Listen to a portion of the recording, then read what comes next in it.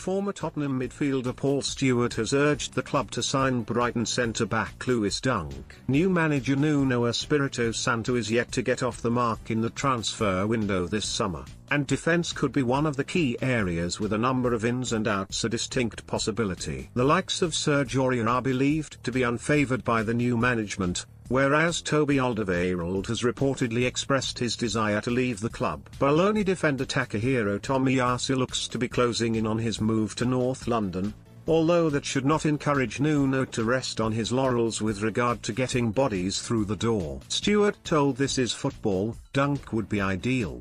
I've said it from the start of last season because he has impressed me, and he's a goal threat as well. Not only is he a commanding centre-half, but he's a goal threat, and they're hard to come by. The 29-year-old is valued at around £20 million, however the Seagulls could demand even more for him due to his relative importance to the side. Arsenal, Spurs' North London rivals, have been linked with Dunk in the past, although they now seem to have focused their attention on his Brighton teammate, Ben White. The England international is set to join for £50 million in the coming days, with everything but the formal announcement reportedly sewn up. This does pose an issue for Brighton boss Graham Potter, who would need several defensive targets of his own if he was to be convinced to let Dunk leave in the same window. Funnily enough, Spurs' Joe Rodon was one of the names mentioned earlier this summer, so the Welshman could yet enter the fray if Director of Football Fabio Paratici pursues the deal. Dunk has spent his whole career with Brighton,